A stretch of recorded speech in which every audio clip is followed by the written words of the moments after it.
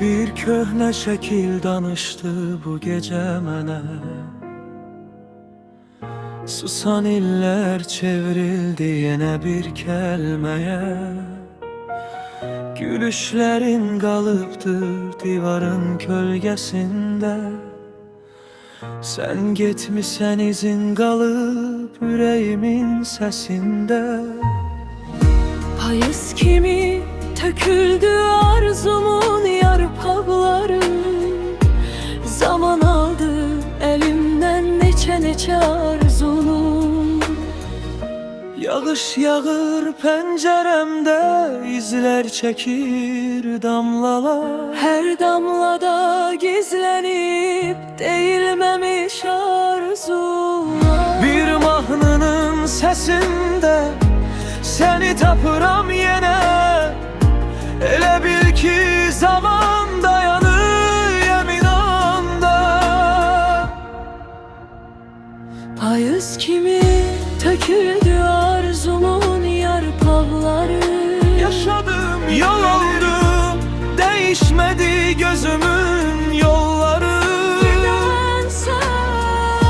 Payız kimi töküldü arzumun yarpaqları. Zaman kimi Zaman aldı elimden neçə arzunu. sen kaldın benimle.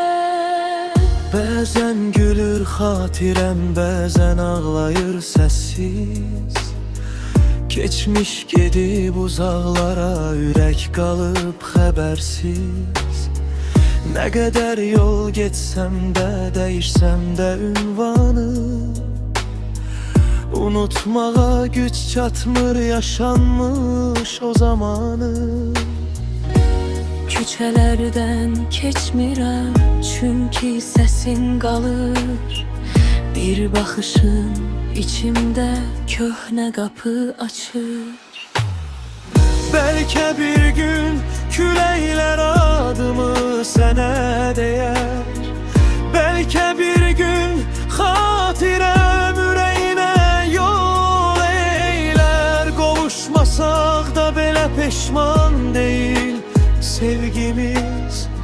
Çünkü bizi yaşadan elə xatirəmizdir.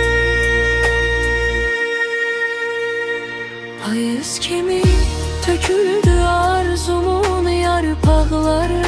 Yaşadan yol ayrı, değişmedi gözümün yolları. Payız kimi töküldü arzumun yarpaqları. Zaman kimi Zaman aldı elimden neçə arzunu. sen kaldın benimle. Eğer bir gün dönsen mən eyni yerdə olaram. Solan şəkillər içində adını saxlayaram. Külə yaparsa da izlərimizi uzaqlara. Sevgi qalır, xatirə qalır bu yaralara. Payız kimi töküldü arzumun yarpaqları.